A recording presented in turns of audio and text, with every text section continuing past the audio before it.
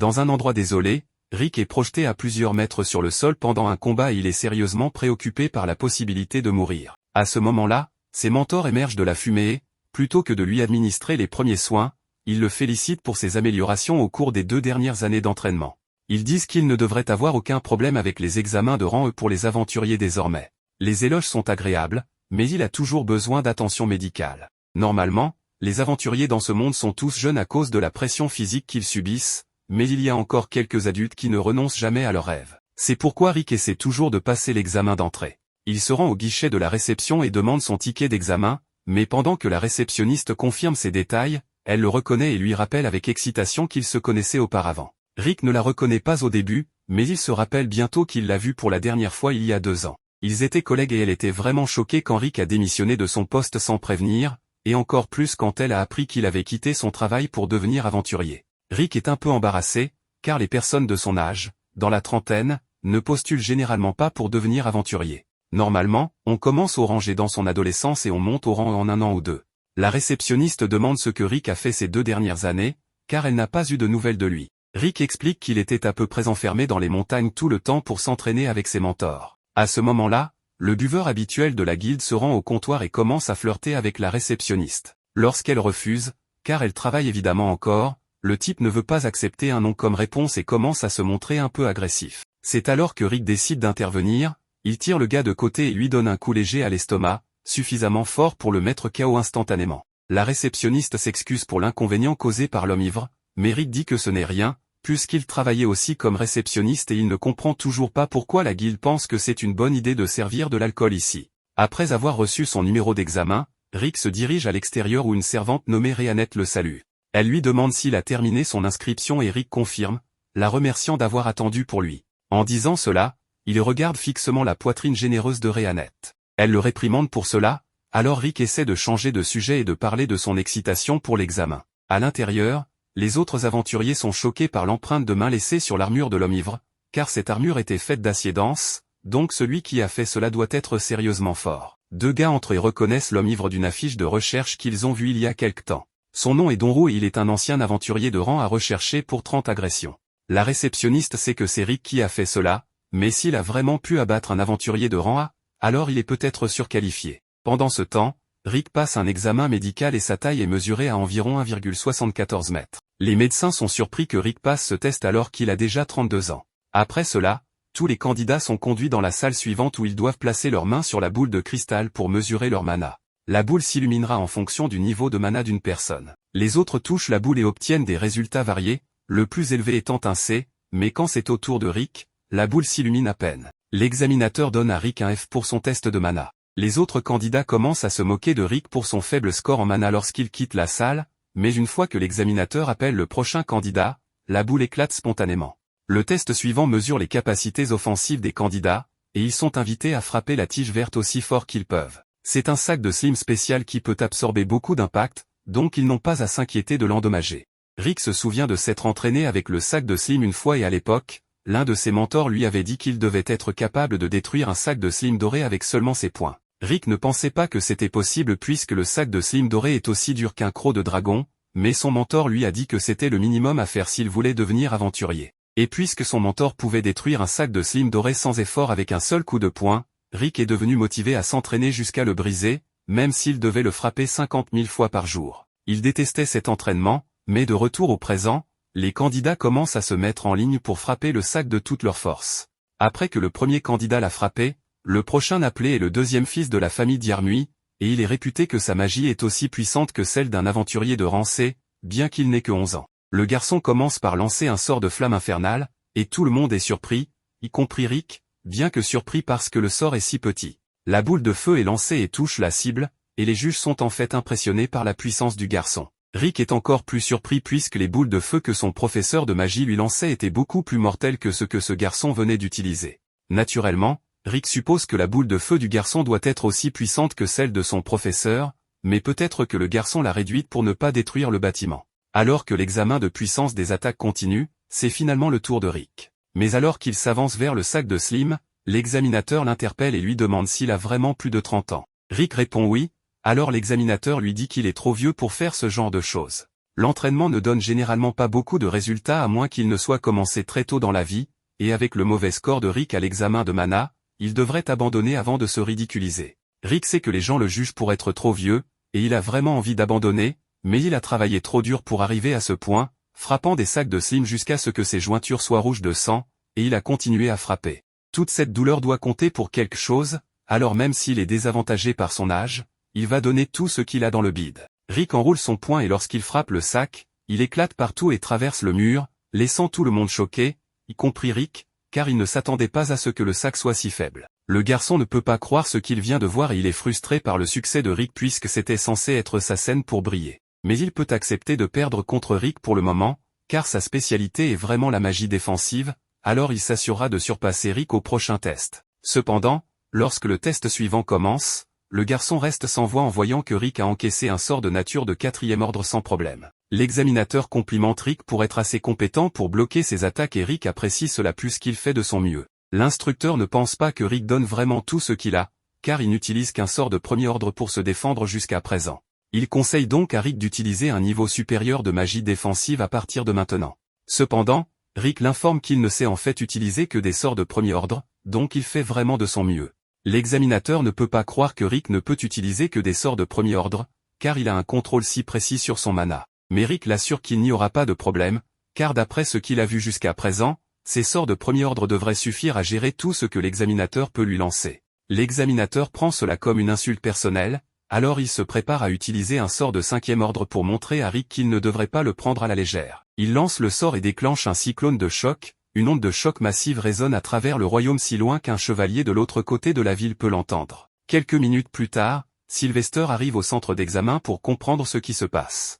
On l'informe qu'un aventurier de rang F a réussi à détruire complètement un sac de slim à main nue et à bloquer parfaitement un sort de 5e ordre en utilisant seulement la magie de défense de base. Sylvester pense qu'on lui fait une farce, mais la personne est sérieuse à propos de tout ce qu'elle vient de lui dire. Actuellement, Rick est occupé à passer la partie écrite de l'examen et il semble confiant dans ses connaissances pour celle-ci. Après la fin de l'examen, Rick prend une pause avec Rhéanette, qui lui demande comment s'est passée la partie écrite. Rick répond avec confiance qu'il est sûr d'obtenir 100% à l'épreuve écrite. Après tout, il a passé 14 ans à travailler comme réceptionniste pour la guilde, donc il ne peut pas échouer. Cependant, il n'est toujours pas sûr que ses scores globaux soient suffisants pour réussir l'examen. Rhéanette demande à Rick s'il est inquiet pour ses scores aux examens pratiques, mais il pense avoir bien réussi dans toutes les catégories. Toutefois, il a quand même obtenu un F à son examen de mana, donc il ne sait pas comment cela affectera ses chances de réussite. Rhéanette assure Rick qu'il devrait être bien après tout l'entraînement qu'il a fait pour préparer cet examen.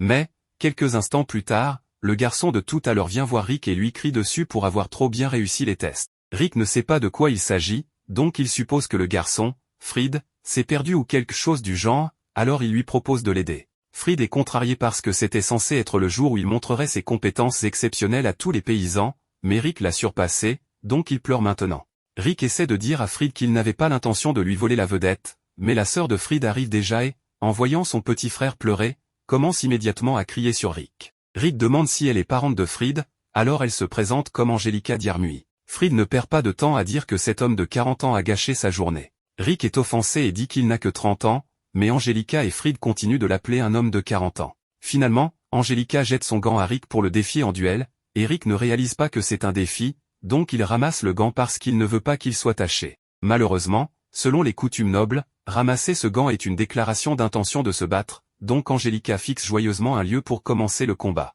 Elle dit qu'elle prendra grand plaisir à punir Rick pour le crime d'avoir fait pleurer son frère, mais s'ils doivent le faire, ils doivent suivre les règles. Les duels dans le royaume de Philim permettent au vainqueur de fixer une pénalité pour le perdant s'il gagne. Elle fixe une pénalité disant que le perdant devra servir le vainqueur pour le reste de sa vie. Angelica est apparemment un chevalier royal de seconde classe, mais Rick ne sait pas à quel point un chevalier de seconde classe est censé être fort, alors Rhéanette lui donne un contexte et explique qu'un chevalier de seconde classe serait autour du rang B. Rick commence à paniquer parce qu'il sait que les aventuriers de rang B sont capables de vaincre de grands monstres seuls, mais Rhéanette ne pense pas que ce soit un gros problème et demande à Rick de se retenir pour ne pas finir par la tuer. Rick ne peut pas imaginer se retenir contre quelqu'un de rang B alors qu'il est encore de rang F, car il n'a toujours pas de contexte pour savoir à quel point il est vraiment fort. Rhéanette lui dit donc de simplement avoir foi en tout l'entraînement qu'il a fait pendant les 2 dernières années. Tout à coup, tous les moments d'entraînement traumatisants qu'il a dû traverser lui reviennent en mémoire, donc il finit par vomir. Rick maudit Rhéanette de l'avoir fait revivre une telle torture, mais elle lui rappelle que s'il a pu survivre à tout ça, il ne devrait pas avoir de problème à affronter Angelica. Après tout, il est membre de la plus forte équipe du continent, donc il devrait avoir un peu plus de foi en lui-même. Rick réalise qu'elle a raison, donc il se lève pour affronter Angelica sans peur. Il n'est toujours pas sûr de la façon dont son niveau actuel de force va tenir face à un chevalier de seconde classe, mais il est trop tard pour s'en inquiéter maintenant. Angelica est convaincue qu'elle est beaucoup plus forte que Rick, alors elle promet de se retenir pour qu'il ne meure pas et commence à charger son attaque. Elle utilise ensuite une technique de pas éclair pour se précipiter devant Rick juste pour lui montrer à quelle vitesse elle est. Sa vitesse lui a valu le titre d'Angelica l'étincelle et Rick est certainement surpris, mais pas pour la raison qu'elle pense. Angelica dit qu'elle va maintenant l'achever avec sa prochaine attaque, alors elle utilise à nouveau le pas éclair, mais en s'approchant de Rick, il n'en croit pas ses yeux car Angelica bouge si lentement.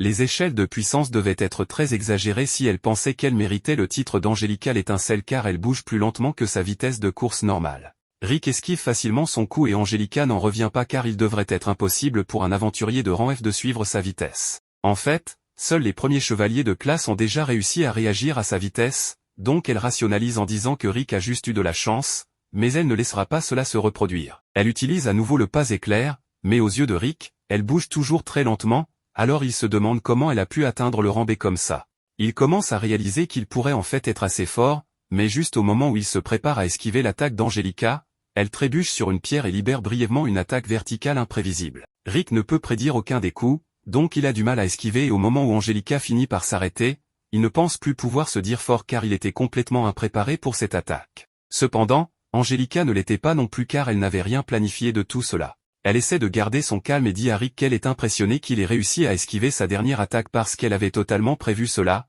mais cela signifie juste qu'elle devra aller encore plus vite pour le submerger. Elle utilise sa technique spéciale qui lui permet de se déplacer 3 fois plus vite que la normale, mais même si elle est 3 fois plus rapide, elle est encore assez lente pour Rick. Cependant, il choisit de ne pas attaquer imprudemment car il ne sait pas quel tour elle pourrait avoir dans sa manche, donc il esquive à la place et Angelica est stupéfaite que Rick puisse toujours la suivre. Elle ne peut utiliser cette technique que 2 fois de plus avant de manquer d'énergie, alors elle donne tout ce qu'elle a pour une dernière attaque désespérée. Cependant, elle trébuche encore une fois, alors Rick essaie de l'intercepter avec un coup de poing et finit par créer un trou dans le sol. Angelica réalise qu'elle serait morte d'un coup comme ça s'il avait frappé, donc elle a peur de Rick et se demande qui il est vraiment. Rick dit juste qu'il est un ancien réceptionniste devenu aventurier. Il est impatient de continuer à se battre avec Angelica, alors il sort du trou pour l'affronter à nouveau, mais Angelica se rend immédiatement pour ne pas finir tuée. Rick ne comprend pas pourquoi elle abandonne, mais sa reddition fait de lui le vainqueur et, selon la pénalité fixée par Angelica, elle doit maintenant le servir pour le reste de sa vie.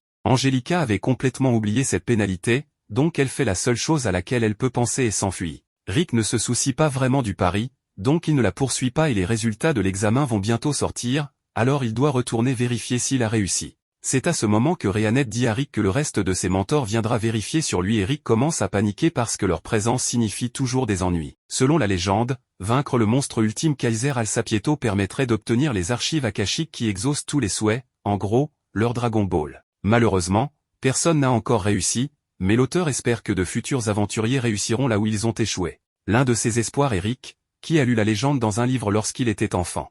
De retour au présent, la première étape des examens de promotion au rang E est terminée et les résultats sont sur le point d'être annoncés. Ils enverront du mana au ticket d'examen et si leur ticket brille en bleu, ils réussissent. La deuxième étape commencera demain sous la forme d'une bataille simulée. Après les paroles de l'instructeur, Rick laisse échapper un soupir et fixe intensément sa carte. À côté de lui, Rhéanette le rassure en lui disant qu'il réussira. Rick sourit en gratitude pour ses paroles gentilles. Cependant, les mots de Rhéanette envoient un frisson dans son dos. S'il ne réussit pas, ils le formeront 3 fois plus dur. Peu après, la carte de Rick clignote pendant que les résultats se chargent. Avec une respiration retenue, Rick attend nerveusement que ça se termine. Heureusement, cela se termine bientôt et la carte brille en bleu. Rick la montre joyeusement à Rhéanette qui le félicite. Avec sa nervosité disparue, il quitte la salle mais une odeur nauséabonde assaille soudainement le nez de Rick. Un blond s'approche d'eux et commence à flirter avec Rhéanette. Il se présente comme le fils aîné de la maison du duc d'Yarmui. Son introduction longue et ennuyeuse agace Rick qui décide de simplement l'appeler Norty. Il essaie de se présenter à Raster mais celui-ci le rejette, préférant se concentrer sur son flirt avec Rhéanette. Ses phrases de drague sont si ringardes et minables qu'il doit les avoir apprises sur Reddit. Raster attrape même la main de Rhéanette et commence à la caresser. Il lui propose même d'être sa deuxième femme. Rick vient à son secours et se glisse entre eux. Il explique que Rhéanette est sa petite amie et exhorte Raster à reculer. Raster remarque la carte d'examen de Rick et rit. Il commence à le dénigrer pour être un rang F malgré son âge avancé. En fait, Raster se vante d'avoir déjà été rang E à l'âge de 14 ans. Actuellement, il est de rang A et est en fait un examinateur pour la deuxième étape des examens. Raster chasse Rick et invite Rhianette à dîner, mais celle-ci refuse et serre même le bras de Rick. Elle critique également le parfum fort de Raster. Il doit avoir utilisé ce déodorant partout sur lui. Se sentant plutôt insulté, Raster avertit Rick de faire attention s'il devient son examinateur et s'éloigne avec audace. Après son départ, Rick s'éloigne du bras de Rhianette et s'excuse d'avoir prétendu être son petit ami. Rhianette sourit et admet que cela l'a en fait rendue heureuse. Rick l'avait sauvée d'ennui, donc elle lui est très reconnaissante. Plus tard dans la nuit, Raster est à dîner et est toujours énervé en pensant à Rick. Il était tellement en colère qu'il a claqué son verre sur la table, le cassant. Ses frères et sœurs arrivent ensuite et s'accrochent instantanément à ses jambes en pleurant.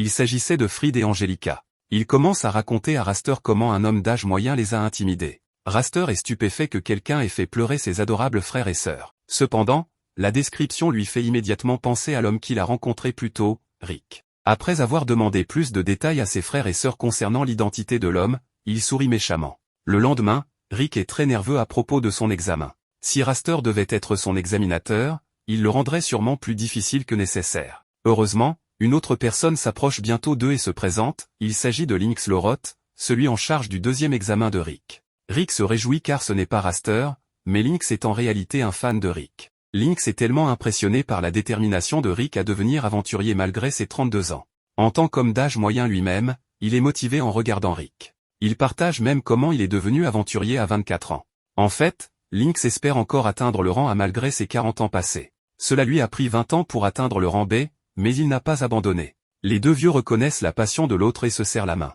À leur insu, une autre personne les observe depuis le couloir en souriant méchamment. Plus tard, Lynx se dirige vers sa salle de classe quand quelqu'un l'appelle. C'était Raster. Raster l'appelle troisième choix et sourit diaboliquement. Pendant ce temps, Rick est dans la salle d'attente avec les autres candidats. Il est si heureux qu'il fredonne pour lui-même. Malheureusement, sa tranquillité est brisée lorsqu'un membre du personnel entre et annonce que l'examinateur Lynx Loroth est soudainement tombé malade. Ainsi, tous ses examens seront gérés par Raster Diarmuid. Rick est tellement surpris qu'il crache sa boisson. Rhianette devine que, puisque Raster est un Diarmuid, il est probablement aussi lié à Fried et Angelica avec qui ils ont eu un conflit hier. Rick entend même les autres candidats bavarder à propos de leur nouvel instructeur. Raster est devenu de rang A à 17 ans et est surnommé l'homme aux 1000 sorts. Mais, de manière infâme, il est aussi connu sous un autre nom, le broyeur de rang F. Il est un instructeur qui prend un plaisir particulier à tourmenter les participants qui attirent son attention. Rick a de plus en plus l'air malade en entendant ces rumeurs. Dans l'arène, un Raster agacé pratique déjà ses sorts. Il utilise la magie de la quatrième nature pour envoyer des blocs de glace,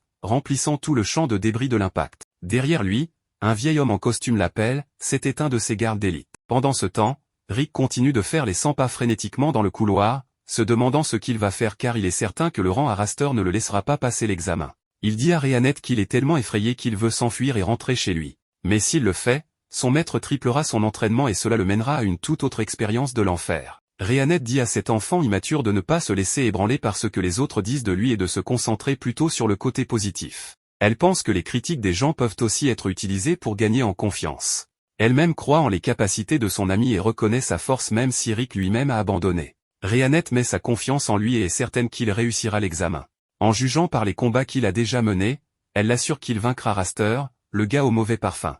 Rhianette révèle que depuis le jour où Rick a choisi de devenir aventurier et de quitter son travail de réceptionniste de guilde, elle a toujours cru en lui. Elle a placé sa confiance en lui et croyait qu'il réussirait à atteindre son objectif. Alors, Rhianette se lève et dit à Rick de croire en elle, car de cette manière, il pourra croire en lui-même. Le discours motivant de Rhianette redonne confiance à Rick, alors il la remercie d'avoir toujours été là pour le soutenir. Sortant de nulle part, un jeune garçon en cape mystérieuse apparaît devant Rick et exige l'attention de Rick et Rhianette. Il leur demande si l'un d'entre eux participe à l'examen en cours. Fier, Rick annonce qu'il est le candidat. Le garçon en cape lui demande s'il rencontre des difficultés à cause de son âge avancé. Avant que Rick ne puisse répondre, le garçon se proclame voyant et propose de prédire l'avenir de Rick. Rick trouve cela sceptique, alors le garçon promet que rien de suspect ne se passe et offre de lui dire sa première prédiction gratuitement. Puisque la première prédiction est gratuite, Rick décide d'essayer même s'il ne croit pas en ce genre de choses. Le garçon lui dit de s'asseoir pour la session de voyance. Sans se méfier, Rick prend place, mais dès qu'il s'assoit, un cercle magique apparaît et le téléporte loin. Avec Rick parti, le garçon en cape se révèle être Fried, l'enfant agaçant de la même famille noble, et commence à rire de la situation. Rhéanette ne prend pas ce genre de farce à la légère et détruit les environs en un instant, indiquant clairement au garçon qu'il n'aurait pas dû les embêter. Elle le saisit par le col et exige de savoir où est Rick. Effrayé pour sa vie, Fried révèle à Rhéanette qu'il n'a envoyé Rick qu'à 100 mètres d'ici. En effet, Rick se retrouve près de la rivière derrière le lieu de l'examen. Le majordome de la famille Diermuy arrive alors avec des voyous et s'excuse auprès de Rick, lui disant que ce qui va se passer n'est rien de personnel, juste des affaires. Rick pense que ces brutes l'ont pris pour quelqu'un d'autre, mais le majordome lui assure que ce n'est pas le cas et explique que les voyous à ses côtés sont les gardes de la famille Diermuy. Rick réalise que ces 3 gamins de la famille Diermuy ont envoyé le majordome et les gardes parce qu'ils ne voulaient pas participer aux examens. Complètement en infériorité numérique, Rick abandonne mentalement et physiquement, mais à ce moment-là, les 3 membres seniors de son groupe arrivent et demandent à Rick pourquoi il est ici au lieu de participer aux examens. Terrifié par ses propres coéquipiers, Rick ment en disant qu'il s'entraînait avec ses gars avant de passer l'examen réel. En entendant cela, le grand orc Bron décide de se joindre à eux. Les gardes de Diermuy ne comprennent pas ce qui se passe, alors ils attaquent Bron, mais leurs armes se brisent en le touchant. Bron, ne sachant pas que ces voyous cherchent à blesser Rick, les laisse partir facilement. Mais contrairement à l'orc stupide, le second membre du groupe, Misette, comprend instantanément la situation et punit les gardes de Diermuy en utilisant sa propre magie imbriquée de mitrailleuse. Avec la plupart des gardes mis hors d'état de nuire, l'un d'entre eux prend désespérément Aliceret, la 3e membre de l'équipe de Rick, en otage. Bronstone conseille aux voyous de lâcher la petite fille en disant qu'elle est la plus dangereuse de tous, pour éviter qu'elle ne les tue tous accidentellement. Rick leur dit que ses perdants avec leur couteau essaient juste de jouer avec elle, mais les voyous ne sont pas d'accord et agrippent le col d'Aliceret, la blessant. Elle décide alors de leur donner une leçon et libère une magie de 7e niveau. Apparemment, cette fillette de 10 ans est la mage la plus puissante de sa génération et, en raison de sa destructivité, elle est connue sous le nom de l'enfant démon de la ruine. Le majordome des Diermuy reconnaît Misette comme le prodige minin mi-elfe de 50 ans, malgré son apparence. Il est si intellectuellement génial qu'il peut inventer des technologies de centaines à des milliers d'années dans le futur. Le majordome reconnaît également l'orc nommé Bronstone Ashork, qui possède non seulement une force surnaturelle mais aussi une grande intelligence. En plus, il a maîtrisé toutes sortes de sorts de soutien. Misette, Bronstone et Aliceret sont tous les 3 des aventuriers de rang et font partie de la même équipe d'aventuriers, le Point d'Orichalque. Naturellement, le vieux majordome mouille son pantalon et se rend, décidant de prendre sa retraite et de vivre le reste de sa vie en paix après avoir rencontré de telles légendes en personne. Malgré ses actes émotionnels, Aliceret apprend une leçon au majordome et à ses sbires et les envoie voler. Avec l'affaire réglée, Rick retourne à la salle d'examen et trouve Rhéanette tenant toujours Fried par le col. Voyant que Rick va bien, Rhéanette jette Fried contre le mur pour s'en débarrasser. Lynx, qui est gravement battu, s'approche de Rick et lui révèle que Raster Diermuy l'a battu pour prendre en charge l'examen de Rick. Voyant un homme aussi bon dans un état si misérable, Rick décide de le venger et lui promet de faire payer Raster. Avec une détermination totale, il se dirige vers le champ de bataille où Raster s'amuse à tourmenter les aventuriers de rang F et avec un visage bien serré nous pouvons déjà imaginer ce qui va arriver à Raster vu les précédents exploits de Rick. Pendant que Raster s'amusait à tourmenter les pauvres stagiaires dans la cour, l'un des hommes assis sur les bancs au-dessus regardait en riant la scène. Cet homme s'avéra être Adolphe, mais heureusement pas originaire d'Allemagne. Il possédait une capacité unique, observer le statut hors d'une personne pour déterminer quelle était leur capacité. Il semblait apprécier le spectacle alors qu'il scrutait chaque participant qui se présentait devant Raster, évaluant leur ensemble de compétences pour deviner à quel point ils seraient battus par Raster. Un autre stagiaire arrive, qui semble avoir des statistiques assez moyennes, et il est immédiatement anéanti par la magie éclair de Raster pendant qu'Adolphe se tord de rire. Il décide ensuite de vérifier les statistiques de Raster également, et comme prévu, Raster possède une quantité incroyable de magie en lui, ce qui est typique d'un aventurier de rang élevé. Même regarder Raster pendant une minute lui fait mal aux yeux, tant ses statistiques puissantes mettent une pression sur ses yeux. Soudain, il remarque Rick prêt à affronter Raster, mais Adolphe ne pense même pas beaucoup à lui, se demandant pourquoi un homme aussi âgé essaie même de devenir aventurier à son âge. Il décide quand même de vérifier ses statistiques, et à sa grande surprise et horreur, il découvre que Rick a les statistiques maximales dans toutes les catégories, à l'exception de la magie. Le simple fait de regarder les statistiques de Rick pendant quelques secondes lui fait mal aux yeux comme jamais, le faisant rouler par terre de douleur. Pendant ce temps, de l'autre côté du stade, Rhéanette trouve également Alyssa, venue regarder l'examen final de Rick. Elle l'invitait à s'asseoir avec le reste de son groupe. Au début, Alyssa est effrayée de voir un orc et un vampire démon assis là, mais Rhéanette la rassure et elle s'assoit. L'orc demande à Rhéanette ce qu'elle pense de Rick en ce moment, et sans hésitation, elle répond que Rick réussira facilement l'examen. Alyssa, cependant, n'est pas au courant de la force de Rick et affirme qu'elle n'est pas très sûre, car Raster est un grand qui submerge les stagiaires faibles avec sa magie supérieure. L'orc semble inquiet, mais quand il apprend que Raster est un aventurier de rang A, il se calme en affirmant que cela ne devrait pas poser problème pour Rick sur le champ de bataille. Raster le félicite pour ses gardes, mais lui dit de ne pas trop se surestimer, car les gardes sont à la fin de simples roturiers, alors que lui est un prodige de rang A et un duc du royaume du Nord. Rick demande pourquoi Raster est devenu aventurier, et l'arrogant répond qu'il était un génie, donc il a pensé ajouter un aventurier de rang A à son CV, ce qui apporterait encore plus de prestige à sa famille noble. Mais en réalité, il ne respecte pas du tout les aventuriers et pense qu'ils sont tous des paysans. Après cela, le combat commence et immédiatement, Raster envoie une rafale de glace vers Rick, qui passe à côté de lui alors qu'il reste immobile sur place. Raster rit, s'amusant simplement avec lui et voulant que Rick ait peur. Pendant ce temps, Rick essaie de se calmer, conscient qu'il ne peut pas laisser la colère guider ses actions, se rappelant les conseils de Rhéanette de rester calme et d'observer son adversaire. Au début, Raster pense que Rick est trop effrayé pour agir, alors il décide de finir le combat le plus rapidement possible. Il utilise sa magie de flamme extrêmement puissante et frappe Rick avec, mais à leur grande surprise, Rick émerge des flammes sans même avoir une égratignure sur son corps. Alyssa semble très surprise tandis que l'orque lui explique qu'une attaque aussi minime ne ferait rien au corps de Rick. Il lui dit que parmi les 4 attributs principaux, la magie ne peut être entraînée et développée que jusqu'à l'âge de 20 ans, mais comme Rick a commencé son entraînement à 30 ans, il n'y avait aucun moyen d'augmenter sa réserve de mana incroyablement petite. Pour cette raison, l'orque a décidé de se concentrer principalement sur sa résistance physique. Pour commencer son entraînement, il a fait porter à Rick des poids de cheville de 100 kg et l'a forcé à courir à travers une forêt entière remplie de serpents démoniaques. De retour sur le champ de bataille, Raster décide d'utiliser un sort encore plus puissant de son arsenal et frappe Rick avec sa magie du vent, envoyant des vagues de vent tranchants et orageux vers lui, mais encore une fois, Rick reste debout à sa position sans bouger d'un pouce. Cela rend Raster un peu en colère et il utilise un sort de foudre sur lui, mais Rick persévère à nouveau comme un champion. Alyssa est vraiment confuse par cela, alors Rhéanette lui révèle le secret que Rick est aussi fort qu'un aventurier de rang S à ce stade, mais le problème est qu'il ne le sait pas lui-même. Quand l'orque l'entraînait, il mentait à Rick en lui disant que même un aventurier de rang F pourrait faire mieux que lui, alors que Rick brisait des rochers avec ses poings. De retour dans l'arène, Raster perd complètement son sang-froid et commence à tout donner, envoyant plusieurs combinaisons de magie de terre, de foudre, d'eau, de feu et de vent sur Rick en même temps. Cette fois, il pense que le vieux participant serait définitivement mort, mais à sa grande surprise, lorsque la poussière se dissipe, Rick émerge en brisant l'énorme rocher en deux. Raster est choqué par la robustesse du corps de Rick, alors il décide de prendre les choses en main. Il utilise la magie pour renforcer son corps et rend son poing plus dur que l'acier alors qu'il se précipite vers Rick à une vitesse extrême. Rick, cependant, ne bouge pas de sa position et lance simplement un coup de poing nonchalant qui entre en contact avec le poing de Raster, qui est immédiatement repoussé. Rick décide qu'il a assez observé et conclut que même si Raster a une quantité incroyable de mana, il ne s'est jamais assez entraîné car il a obtenu tout ce qu'il voulait facilement. À cause de cela, chaque mouvement de ce noble gâté est complètement brut et inefficace. Cela donne à Rick une confiance folle alors qu'il réalise qu'il n'y a aucun moyen qu'il puisse perdre contre cet homme désastreux. Raster devient enfin sérieux et décide d'utiliser la magie de feu la plus puissante de son arsenal, mais une fois de plus, même après avoir tout donné, le souffle de feu de Raster est facilement bloqué par Rick qui utilise simplement sa main pour arrêter l'attaque. Raster se précipite immédiatement vers lui pour une attaque surprise, mais Rick n'est pas facilement dupé et contre-attaque immédiatement.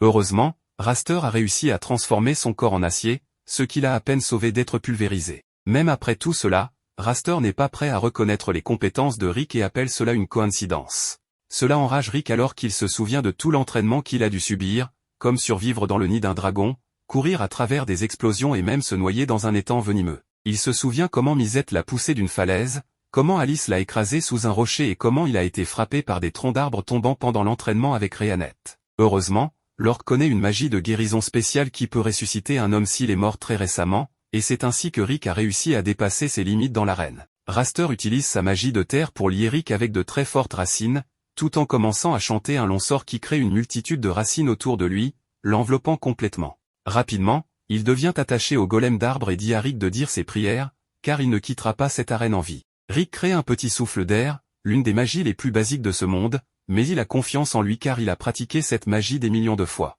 Il brise les racines qui le retenaient tandis que Raster descend pour l'achever avec un coup magique. Rick lance également un coup, et tous deux s'affrontent au centre de l'arène, provoquant une énorme onde de choc. Au début, Raster était confiant dans sa puissance, mais à sa grande surprise, le souffle d'air de Rick surpasse complètement sa magie, et son golem d'arbre explose en petits morceaux, projetant Raster dans les bancs où il reste inconscient. Tout le monde dans le stade n'en revient pas de voir que l'examinateur le plus fort vient de se faire battre par un traîné. Plus tard, Rick retrouve ses amis, qui le félicitent tous d'avoir réussi le test, mais avant qu'il ne puisse descendre pour déjeuner, Raster entre avec ses frères et sœurs. Il dit à Rick qu'il s'assurera d'être à nouveau l'examinateur quand Rick passera son examen de promotion et promet de le vaincre la prochaine fois avant de s'éloigner. Plus tard dans la soirée, les résultats des aventuriers admis sont révélés, et pendant que les autres festoyaient dans la taverne, Rick et Rhéanette attendaient avec impatience que son nom soit appelé, se demandant combien d'aventures les attendaient dans le futur. Maintenant, nous sommes dans la jeunesse de Rick. Quand il était enfant, il aimait l'histoire de Yamato.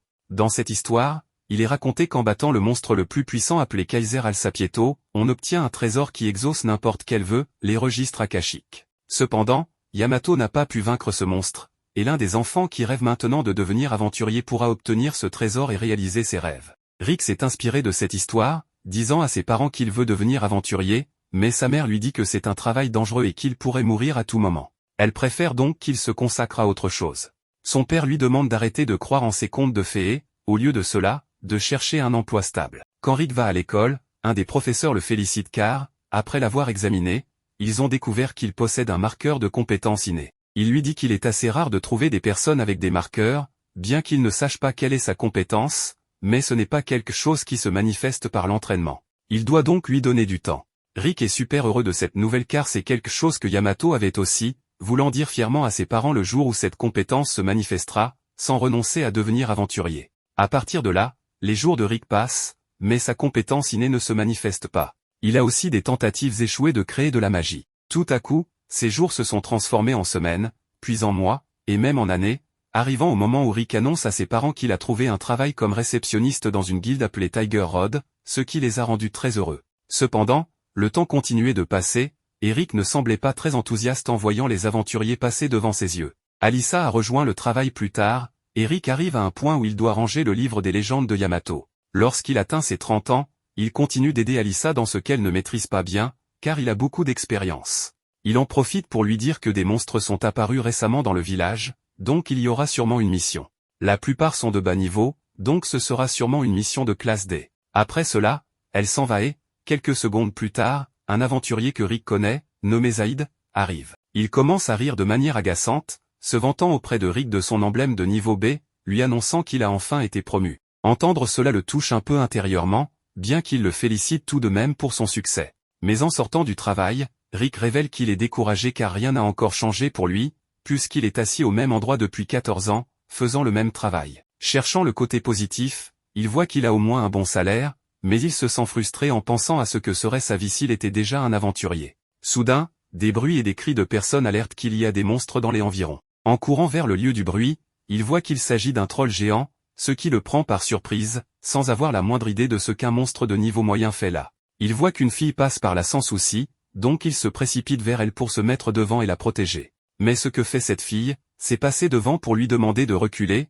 et juste après cela, elle découpe le monstre en morceaux avec des mouvements de main très rapides. Ensuite, elle le remercie d'avoir essayé de la sauver, mais lui dit de ne pas s'inquiéter car elle est une aventurière. Il commence à marcher dans les rues, et Rick la remercie de l'avoir sauvée, lui demandant son nom. Elle se présente comme Rhéanette Elfelt, et lui comme Rick Gladiatol, marquant le moment où ils se sont rencontrés. Rick reconnaît sa force, mais découvre qu'elle n'est ni de niveau B ni de niveau A, mais qu'elle est de rang S. Admirant l'emblème de ce niveau, il est assez impressionné, se rappelant que ceux de niveau S sont gérés directement par le quartier général, faisant partie de l'élite des aventuriers. Profitant de l'occasion de connaître une personne légendaire, il lui demande la permission de lui poser une question, en lui demandant de ne pas se moquer. Rhéanette lui donne la permission, précisant qu'elle ne rit plus depuis qu'elle a 8 ans, il y a déjà 9 ans de cela. Là, Rick lui raconte qu'il rêve depuis son enfance de devenir aventurier et de vaincre Kaiser Alsapieto, et qu'il a une compétence innée qui ne s'est pas encore manifestée. Il essaie de devenir aventurier maintenant, à 30 ans, et veut savoir s'il pourra le faire. Rhéanette lui répond que lors de l'incident précédent, il a montré du courage, ce qui est important pour un aventurier, mais en travaillant dans une guilde, il doit savoir que les réserves de magie sont pratiquement impossibles à développer lorsqu'on est déjà adulte. Et comme tout aventurier a besoin d'un minimum de réserves de magie, elle doit être honnête, si Rick essaie de devenir aventurier maintenant, ce sera complètement impossible. Ces paroles ont été un coup dur pour Rick, mais il essaie de rester positif, acceptant qu'une aventurière de premier ordre l'ait ramené à la réalité. Il peut donc commencer à oublier ce rêve qu'il chérissait depuis des années. Il lui demande aussi de ne pas s'inquiéter, la remerciant pour sa gentillesse. En plus, il lui dit que c'était une grande journée pour lui car il a pu la rencontrer, allant même jusqu'à l'inviter à dîner. À sa surprise, Rhéanette accepte son invitation, l'informant qu'elle est libre le lendemain, ce qu'il ne s'attendait pas du tout. Le lendemain, Rick est super heureux à son travail, ce qui attire l'attention d'Alyssa, bien que son excès d'énergie lui fasse un peu peur. En sortant du travail, il est très enthousiaste en marchant dans les rues, tout cela parce qu'il va dîner avec une jolie fille. Il pense que si tout se passe bien ce soir, ils pourraient peut-être devenir petits amis. À sa malchance, ce qui se passe ensuite, c'est que les gens courent dans la direction opposée car il y a une attaque de monstres, et cela le dérange que cela se produise juste maintenant. En cherchant le lieu de l'attaque, il pense qu'il n'est pas normal que tant de monstres apparaissent récemment. Là, il rencontre Rhéanette et constate qu'il n'y a rien à craindre en voyant qu'elle a exterminé une grande quantité de monstres par elle-même. Malgré cela, beaucoup plus de monstres sortent de la forêt en se dirigeant vers eux. Elle lui demande de la laisser faire, et Rick accepte sans hésitation, sachant qu'il ne ferait que la gêner. Il s'éloigne donc pour lui laisser de la place. La première chose qu'elle fait est de s'annoncer comme la princesse des lames, Rhéanette Elfelt, puis elle commence la bataille. Juste après, elle sort des aiguilles et les utilise pour faire des coupures de grande envergure, déchiquetant facilement les ennemis. Rick reste stupéfait en voyant comment une aventurière de rang S combat, trouvant cela plus qu'impressionnant. Une fois qu'elle a éliminé un certain nombre de monstres, elle reste immobile en regardant l'horizon pendant plusieurs secondes, et soudainement, elle commence à se rappeler quelque chose de terrible de son passé qui l'affecte énormément. Quand Rick s'approche, Rhéanette lui dit qu'elle sent une énergie magique familière, bien qu'elle ne lui révèle pas de quoi il s'agit, car un autre monstre les attaque. Heureusement, Zaïd arrive juste à temps pour les protéger, accompagné de plusieurs autres aventuriers. Zaïd explique à Rick que la guilde a publié une mission urgente et qu'ils vont s'en charger à partir de maintenant. Les trois commencent à travailler ensemble pour nettoyer la zone, montrant une grande puissance destructrice. En voyant cela, Rick ressent de l'envie, car c'est ainsi que les aventuriers se comportent réellement. Ensuite, Rick dit à Rhéanette de ne pas s'inquiéter car Zaïd est de niveau B, mais elle précise que ce n'est pas suffisant et que c'est très dangereux, car un dragon est à proximité. Elle lui raconte aussi que son corps a un traumatisme et que sa magie devient incontrôlable quand elle sent la magie d'un dragon. Juste après cela, le dragon vole au-dessus d'eux, et tout le monde est choqué de voir un monstre de haut niveau. Rick suppose que les monstres fuyaient le dragon. Le dragon atterrit, créant une forte rafale de vent par la force et le poids qu'il impose. Zaïd mentionne que selon les règles de base, si quelqu'un de niveau inférieur rencontre un dragon, le mieux est de fuir. Un des aventuriers attaque le dragon par panique, mais cela n'a aucun effet et provoque le dragon, qui lance une attaque qui les fait reculer. N'ayant pas d'autre choix, tout le monde commence à fuir, mais ils sont arrêtés par une barrière érigée par le dragon, se retrouvant ainsi piégés avec lui. Dans cette situation désespérée, Rick s'approche directement du monstre. Zaïd lui demande ce qu'il fait, car il n'est qu'un simple réceptionniste. Rick répond que si cela continue, tout le monde va mourir, mais s'il se tient devant lui, il pourra au moins mourir comme un aventurier. Conscient qu'ils ne peuvent rien contre ce dragon et que s'il est touché par une de ses griffes, il est un homme mort, Rick pensait qu'abandonner son rêve serait un soulagement, mais il sent son sang bouillir en réalisant qu'il a toujours voulu vivre ainsi, sans laisser la peur le dominer. Il prend une pierre et la lance au dragon. En voyant cela, Zaïd retrouve son sang-froid et incite les autres aventuriers à se battre, car un réceptionniste leur vole la vedette.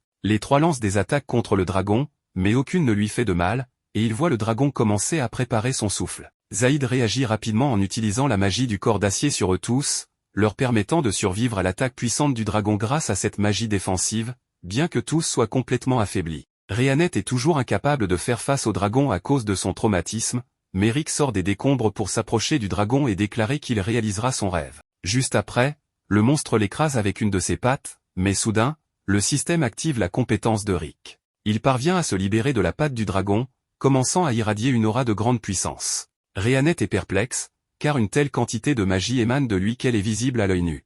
Rick mentionne qu'il entend une voix et que c'est sa compétence innée. Avec plus de confiance, il avertit le dragon qu'il a devant lui de ce qui s'en vient, car cela l'aidera à tester son pouvoir. Il parvient à bloquer deux types de souffle de dragon avec ce nouveau pouvoir, qui s'appelle le réveil du brave. En chargeant une de ses attaques, il la tire directement sur le dragon, lançant un rayon d'énergie qui traverse complètement le dragon ainsi que la barrière, atteignant le ciel. Après avoir vaincu le dragon, il redevient normal et s'évanouit au sol. Rick se réveille, la première chose qu'il ressent est une grande douleur. Rhéanette, à ses côtés, lui demande de ne pas bouger car tous ses circuits magiques ont éclaté et il était sur le point de mourir. De plus, il a dormi pendant une semaine. Rick apprend par elle qu'elle est restée à ses côtés tout ce temps et il lui demande pourquoi. Elle répond qu'elle veut l'inviter à rejoindre son groupe, Aurichalcom Fist, car ils ont le même objectif que lui, vaincre Kaiser Alsapieto. Elle lui confirme que Kaiser existe vraiment et, ayant vu comment il s'est battu avec courage sans jamais abandonner, elle sait qu'il peut devenir encore plus fort et combattre dans son groupe. Elle lui garantit qu'il deviendra un aventurier. Rick est plus que surpris d'entendre cela, mentionnant que c'est la première fois qu'on lui dit cela. Il demande si en essayant vraiment, il peut devenir un aventurier, même à ce stade de sa vie. Rhéanette lui répond sans hésiter que oui, laissant Rick verser des larmes de bonheur. De retour à l'actualité, Rick entend finalement le numéro 4242, ce qui signifie qu'il a réussi l'examen. Peu après, Rhéanette le félicite, car il est maintenant un aventurier certifié. Il mentionne que tout cela est grâce à eux, mais aussi à son passé, à lui-même qui n'a jamais abandonné, déclarant qu'il est maintenant un aventurier, un de ses rêves qui est enfin devenu réalité. Un jour, Loroth, l'ancien examinateur de rang E, traverse une forêt dense. Il y a quelques jours, Rick lui avait rendu visite à l'hôpital, où il avait été envoyé après avoir été battu par Raster. Lorsqu'il apprit que Rick avait réussi l'examen et vaincu Raster, il le félicita chaleureusement et lui demanda s'il pouvait lui rendre visite. À sa surprise, Rick fit une grimace terrible mais accepta tout de même sa demande. C'est pourquoi il voyage maintenant à travers la forêt, portant son meilleur équipement. À sa confusion, les indications que Rick lui avait données le conduisirent à un château d'apparence étrange. La mâchoire de Loroth tomba en voyant l'énorme porte du château. Il décide nerveusement de prendre la petite porte latérale et sonne la cloche, mais il fut surpris de voir Rick ouvrir nonchalamment l'énorme porte à la place. À l'intérieur des murs du château, un magnifique jardin l'accueille, sans aucun monstre en vue. Cela confond Loroth car Rick lui avait demandé de porter l'armure en venant. Mais quand il lui a dit cela, Rick répond sérieusement que l'armure est pour qu'il puisse rentrer chez lui vivant. À l'intérieur du château principal, Rhéanette accueille Loroth. Une petite fille mignonne leur fait également joyeusement signe, et Loroth souhaite que sa fille puisse grandir aussi joyeusement qu'elle. À son grand choc, la petite fille lance soudainement et sans avertissement une magie de foudre de niveau signature sur lui, sans même chanter quoi que ce soit. Heureusement, Rick se met devant lui et dévie la foudre vers un mur proche. Rick gronde ensuite la petite fille, Aliceret, pour avoir jeté de la magie dans la maison. Aliceret boude et fait remarquer que Rick n'a pas encore joué avec elle, mais Rhéanette intervient et menace de réduire son repas. Cela fonctionne immédiatement sur la petite fille, qui s'excuse profusément auprès de Loroth. Rick demande alors à Loroth d'attendre un peu pendant qu'il joue avec Aliceret. Rhéanette conduit ensuite Loroth à une chambre d'amis pour attendre. Loroth regarde autour de la pièce et voit quelqu'un dans la cour depuis la fenêtre. Il décide de sortir et se présente au gars. Le gars, en retour, se présente sous le nom de Misette. Loroth remarque que Misette est en train de fabriquer quelque chose et quand il lui demande à ce sujet, Misette explique qu'il s'agit d'un prototype d'arme. Quelques secondes plus tard, Loroth teste déjà le prototype, qui est en fait un lance-roquette. En suivant les instructions de Misette, il pointe le lance-roquette vers une cible et appuie sur la gâchette. La roquette tire et Loroth tombe en arrière à cause du recul. Sa mâchoire tombe ensuite lorsqu'il constate que la roquette a littéralement effacé la cible de l'existence.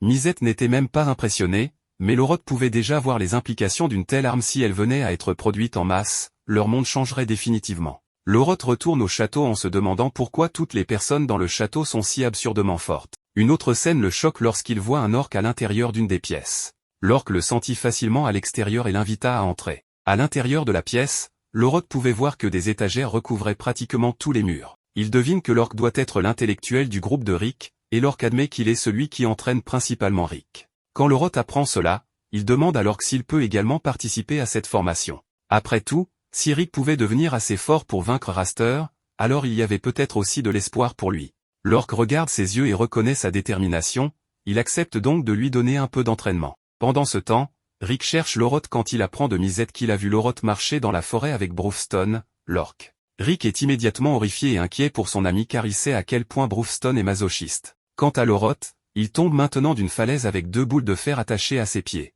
Loroth en faisant ses adieux à sa fille en acceptant son sort alors qu'il plonge vers la mort. Heureusement, Loroth atterrit sur quelque chose de mou, mais malheureusement, il atterrit dans une scène étrange, il a atterri dans le ventre d'un sanglier sauvage que Rhéanette avait chassé pour leur dîner. Il remercie Rhéanette de l'avoir sauvé et explique comment Brufstone l'a poussé de la falaise plus tôt après avoir mis des poids à ses pieds. Sans Rhéanette, il serait sûrement mort à l'instant. Rhéanette répond alors que c'est vrai parce que Brufstone est habituellement celui qui tue Rick. Loroth est de nouveau horrifié, mais Brufstone choisit ce moment pour apparaître et traîner le pleurant Loroth, boule d'acier et tout, à nouveau dans la forêt pour continuer leur entraînement. Le soleil allait se coucher quand Loroth fut enfin ramené au château, reconnaissant d'être encore en vie. Rick arrive et le gronde pour avoir cru Brufstone, le mettant en garde de ne jamais croire les membres du point d'Orichalque lorsqu'ils disent qu'ils vont y aller doucement avec lui ou qu'ils ne le referont plus jamais. Pendant ce temps, les mêmes membres font remarquer à Rick qu'il avait déjà prédit que cela pourrait arriver, donc c'est sa faute s'il invite encore un ami chez eux. Après cette journée mouvementée, Loroth et Rick partagent une tasse de thé préparée par Rhéanette. Loroth a sûrement eu une journée très fatigante, mais ses yeux n'avaient pas été vus pendant tout l'épisode. Lorod demande alors à Rick comment sa relation avec Rhéanette a évolué, mais Rick nie timidement qu'ils soient en couple. Lorod sourit et encourage Rick à ne jamais abandonner l'espoir et à simplement trouver le bon moment pour développer leur relation. Lorod rejoint ensuite les membres du Point d'Oricalque pour le dîner. Il complimente Rhéanette pour sa cuisine magistrale tandis que les autres membres lui demandent des secondes, de la bière et du vin. Rhéanette se lève pour aller chercher plus de nourriture et l'orque chuchote rapidement à Rick de l'aider. C'est un de ces bons moments où il peut marquer beaucoup de points auprès des dames. Après que Rick quitte la salle à manger, Lorod demande aux autres membres d'Oricalque s'ils savent quelque chose sur la compétence innée de Rick. Brewston répond que c'est le genre de compétence qui ne s'active que dans certaines conditions, donc Rick ne pouvait malheureusement pas la démontrer. Mais malgré tout cela, la force de Rick est déjà au niveau S en fait, lorsque sa compétence s'active, il est encore plus fort qu'eux, ce qui étonne et surprend Lorod. Puisque Lorod travaille au centre, Brewston lui demande s'il est au courant des cristaux magiques également connus sous le nom de 6 grands orbes. Lorod prétend en avoir entendu parler dans la légende de Yamato. Après avoir informé Lorod de l'objectif combiné du Point d'Oricalque pour vaincre Kaiser Alsapieto, Brewston poursuit en lui parlant des 6 grands orbes. Ces 6 copies des pierres d'infinité sont apparemment la clé pour ouvrir les portes connectées au royaume appelé l'origine spirale. Ce royaume, plus précisément ce donjon, est censé être situé à la toute fin de ce monde et au tout fond de ce donjon. Le légendaire monstre Kaiser Alsapieto est censé se reposer dans son sommeil. Ces 6 grands orbes ne s'activent que tous les 200 ans et, par commodité, ces 6 grands orbes devraient s'activer à peu près maintenant. Misette affirme que ces orbes émettent une puissante magie et que les personnes qui travaillent à la capitale devraient être au courant de ces choses. Lorod prétend toujours ne rien savoir des cristaux magiques, mais il promet à tous qu'il parlera avec le service de renseignement secret s'ils en savent plus à ce sujet. Mettant cette question de côté, Rick chuchote à Lorod en lui demandant des conseils sur comment impressionner Rhéanette. Il a déjà essayé ce que Lorod lui a dit, mais parce que Rhéanette est parfaite dans tout ce qu'elle fait, elle n'a pas accepté l'aide de Rick et a fait tout son travail toute seule. N'ayant pas réussi à trouver le bon moment, Rick fond en larmes, permettant à Lorod de se moquer de lui. Le lendemain, à la guilde des aventuriers, une femme nommée Ray, qui travaille au ménage, commence à se plaindre en demandant pourquoi elle doit toujours faire les corvées alors qu'elle est désormais une aventurière. Ray prétend être assez puissante pour combattre et pense qu'au lieu de faire ces choses insignifiantes, elle devrait sortir et combattre des monstres dangereux. Elle commence même à utiliser son balai comme une arme pour démontrer ses compétences en escrime et déclare fièrement qu'elle est assez forte pour envoyer tous les monstres voler. Une voix profonde attire soudain l'attention de Ray. Elle se tourne vers la voix et découvre que ce n'est autre que l'orque Brewston, son apprenti Rick et Aliceret, venus prendre une quête de la guilde. Brewston choisit une quête pour son groupe, mais le maître de la guilde ne lui permet pas de la prendre car elle a une difficulté de 82 sur 100. Brewston affirme qu'il peut facilement accomplir une quête de cette difficulté, mais le maître de la guilde refuse toujours. Pendant ce temps, Ray avec son balai ne comprend pas quel genre de groupe d'aventuriers bizarres ils ont formé. Ils ont un orque qui parle et qui porte une petite fille sur son épaule, sans parler du grand-père de 40 ans qui les accompagne. Ray ne comprend pas non plus pourquoi le maître de la guilde agit de manière si stressée devant eux et pourquoi il s'incline constamment devant eux. Rick, étant la seule personne raisonnable ici, lit les exigences de la quête et découvre que leur groupe doit compter 4 membres au total, avec au moins 2 membres de rang A. Il y a déjà 2 membres de rang S dans leur groupe, mais il manque le 4e membre. Rick propose alors de recruter un membre temporaire pour la quête. Brewston se tourne vers le maître de la guilde en lui demandant son aide pour recruter le membre temporaire. En un instant, le maître de la guilde se tourne vers Ray et lui dit de les rejoindre, lui demandant si toutes ces vantardises précédentes ne signifiaient rien. Avant que Ray puisse même donner sa réponse, le maître de la guilde prend cela pour un oui et lui souhaite bonne chance. Brewston s'approche de Ray, la faisant se demander si elle doit vraiment faire équipe avec l'orque au visage laid. Sa remarque imprudente surprend le maître de la guilde, qui lui dit de ne pas leur parler de cette façon, lui faisant comprendre qu'ils sont extrêmement dangereux et peuvent lui ôter la vie d'un simple claquement de doigts s'il le souhaite. Cependant, Ray ne croit toujours pas qu'un vieil homme et une simple enfant puissent représenter un quelconque danger. Quoi qu'il en soit, elle rejoint l'équipe, car elle est vraiment impatiente de voir ce qui se trouve dans le monde réel. Rick nous révèle que Lorod leur a déjà dit que l'un des 6 grands orbes est leur véritable objectif dans cette forêt et c'est pourquoi ils ont accepté cette quête pour trouver ce cristal magique. En chemin, Ray, qui est une aventurière de rang F, commence à avoir pitié de Rick en apprenant qu'un vieil homme comme lui est encore de rang E. Quoi qu'il en soit, Aliceret localise le cristal magique et commence à se diriger directement vers lui. De l'autre côté, Misette, qui est seule avec Aliceret au château, tente sa chance avec elle et se fait justement punir par elle, car elle casse son précieux gadget d'espionnage en dizaines de morceaux. L'équipe de Rick localise un wyvern et sa vue effraierait. Cela devient encore pire lorsque l'orque frappe le wyvern au visage et l'envoie voler, faisant réaliser à Ray que l'orque est le seul monstre ici. Brewston utilise le cadavre du wyvern mort pour attirer plus de wyverns vers eux et, comme si c'était un jeu d'enfant, lui et Aliceret brûlent toute la horde de wyverns vivantes. Un wyvern rouge, apparemment aussi puissant qu'un dragon, cible Rick et Ray. Selon Ray, un wyvern rouge est dit être si puissant que même les aventuriers de rang A ne peuvent le vaincre, elle pense donc que leur meilleure option sera de s'enfuir puisque tous les deux sont des aventuriers novices. Mais Rick ne part pas, car il est entièrement confiant qu'il est assez fort pour s'occuper seul de ce dragon. Voyant à quel point cet aventurier de rang E est courageux, Ray décide également de rester et de combattre le wyvern aux côtés de son coéquipier. Elle déclare que son idole est la légende Yamato et que, puisque son idole ne laisserait jamais ses camarades derrière, elle ne veut pas non plus le faire. Rick respecte sa décision et lui dit d'agir comme son soutien, mais avant même qu'elle puisse contribuer au combat, Rick abat le wyvern rouge d'un seul coup, faisant sortir ses yeux de sa tête de stupeur. Le lendemain matin, Ray est de nouveau occupé à procrastiner pendant son service de nettoyage. Le maître de la guilde l'approche en lui demandant comment s'est déroulée sa quête avec ces fous furieux. Ray lui dit que, lorsqu'ils ont terminé de subjuguer les wyverns, l'orque a pris les restes pour les cuisiner pour le dîner. Le maître de la guilde déclare que les aventuriers de rang S ont tendance à être fous comme ça et la motive également involontairement à devenir une aventurière de rang S avec cet objectif en tête. Ray part s'entraîner car elle veut grimper dans les rangs et donne le balai au maître de la guilde en lui disant de faire le ménage à sa place. Les membres du point d'Orichalque retournent au château et montrent la fleur rouge, le premier des 6 grands orbes, à Misette, qui a l'idée d'utiliser la fleur rouge pour localiser les 5 autres orbes. Il utilise un sort magique appelé cartographie de la Terre sur la fleur rouge, ce qui crée littéralement une carte holographique montrant que le prochain orbe se trouve dans un endroit appelé Erotopia, un pays célèbre pour leur amour du combat et des sports. Il y a 400 ans, cet endroit était un petit pays principalement composé de déserts. Le 4e roi, Alexandre Eractopia, a vu une colonie appelée Phalangicée et a décidé d'y construire le Colisée. Il y organisait des compétitions de combat et y participait lui-même, combattant à main nue, utilisant uniquement son corps. Il devint un champion invaincu après 10 000 combats. À mesure que sa renommée se répandait sur tout le continent, des combattants venus de tous horizons venaient défier le roi pour tenter de briser son invincibilité, tandis qu'Eractopia prospérait en tant que royaume de prestige et de vigueur immense. Face à ces démonstrations de force, Phalangicée, où se trouvait la reine, devint la capitale de ce royaume. Aux côtés du point de l'Orichalque, Rick, le gladiateur, se tient devant l'énorme statue de l'homme connu sous le nom d'Alexandre, le roi du pugilat. Bron aurait adoré se battre au moins une fois contre cet homme mythique, bien que Rick pense qu'un tel duel aurait pu provoquer la fin du royaume tout entier. Rhéanet observe que ce type de combat comme divertissement perdure encore aujourd'hui et reste une partie centrale de la tradition de cet endroit, ce que Rick comprend, car la profession de combattant à Eractopia est extrêmement courante. Ils ont même un nom spécial pour ceux qui se battent dans ces événements, on les appelle des pugilistes. Sur ce, le groupe se met en route à la recherche du joyau qu'ils sont venus chercher. Malgré le fait que cette ville soit habituée à voir des brutes à chaque coin de rue, l'un des habitants est terrifié lorsqu'un orque gigantesque l'approche. Rick voulait juste obtenir des informations, mais l'homme prend peur et s'enfuit. Comprenant qu'il ne fera aucun progrès ici, Rick suggère qu'il cherche des informations sur les 6 joyaux à la mairie. Cependant, le cri d'une jeune fille sans défense attire l'attention du groupe, et il voit une femme bête se faire harceler par un homme. Bron s'approche pour poser une question, mais l'homme prend offense à la présence de l'orque, avertissant qu'il est un pugiliste et qu'il n'a donc pas peur des ennuis. Bron ne semble pas intimidé et commente même que le chauve n'a pas l'air très fort, ce qui énerve encore plus l'homme, qui défie alors l'orque à un combat dans une ruelle voisine. En quelques secondes, Bron bat l'homme, qui accepte maintenant de répondre à leurs questions. Il se présente sous le nom de Gold, tandis que la fille chat s'appelle Milicia. À l'endroit au but, la bête sage montre la fleur écarlate aux locaux et leur demande s'ils ont vu quelque chose de similaire dans les environs. Tous deux pensent avoir vu quelque chose de semblable quelque part à proximité, bien qu'ils ne sachent pas exactement où. Derrière le groupe, une foule se rassemble pour assister à l'ouverture du tournoi du roi du pugilat.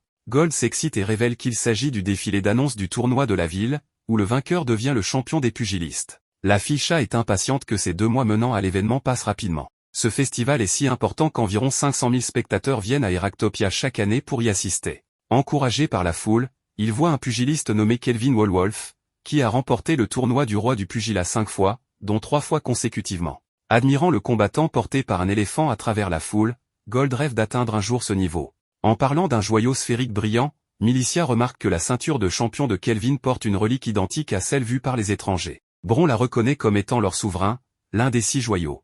Après le défilé, le fameux pugiliste entre dans l'académie où il s'entraîne, et un homme approche Kelvin pour le remercier du spectacle. Le combattant ne s'en soucie pas, car il sait l'importance d'exciter les gens à la veille du tournoi. Cependant, l'homme avec le cache-œil ne croit pas que Kelvin se porte aussi bien que ce dernier le prétend, ce que le pugiliste nie. À ce moment-là, les 3 membres du point de l'Orichalque entrent dans l'académie à la recherche du grand champion. Même le redouté combattant d'Eractopia ressent un frisson face à l'énorme orque. Rick essayait d'être discret, car il allait inévitablement devoir aborder un sujet délicat, mais ce n'est pas le style de Bron, qui sait que ce n'est pas non plus dans le style du pugiliste de tourner autour du pot. Lork va donc droit au but et révèle que le joyau sur la ceinture de Kelvin appartenait à un membre du groupe de Bron il y a longtemps. Si le champion remet la relique, Lork garantit de la remplacer par un joyau de valeur équivalent. L'homme au cache-œil est offensé par l'attitude des visiteurs et appelle quelqu'un pour expulser le groupe, mais le pugiliste demande à son patron de se calmer, disant qu'il peut détecter un menteur, ce qui n'est pas le cas avec ces 3 étrangers.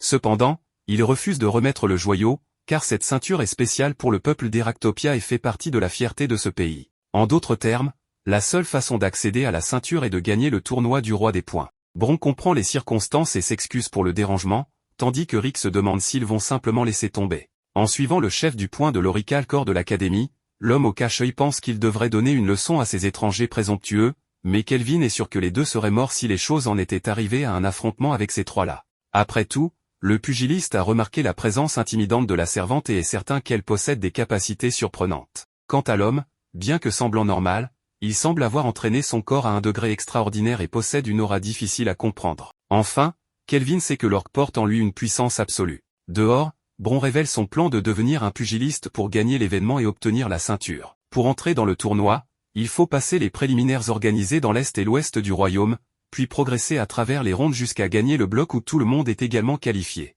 Après cela, les vainqueurs passent au 8e de finale du tournoi. Bron laisse Rick avec la Ligue de l'Ouest tandis qu'il se dirige vers l'Est. Pour éviter de se perdre dans cet endroit inconnu, Lork a arrangé un guide personnel, un homme nommé Gold. Puis, Rhiannet informe Rick qu'il doit passer un test pour gagner le droit de devenir pugiliste. Elle l'emmène à une bataille simulée où son adversaire sera choisi au hasard parmi les nouveaux concurrents. Rick demande si son adversaire est fort, et l'organisateur lui dit qu'il s'agit d'un nouveau venu prometteur qui a remporté tous les matchs préliminaires du tournoi. Cependant, même si Rick perd, il peut toujours se qualifier s'il démontre un certain niveau de compétence. Soudain, le rival de Rick se présente sous le nom de l'Étincelle, et il reconnaît immédiatement la voix, c'était Angelica Diarmu, la noble gâtée qu'il avait vaincue, causant tous ses problèmes avec la famille Diarmu.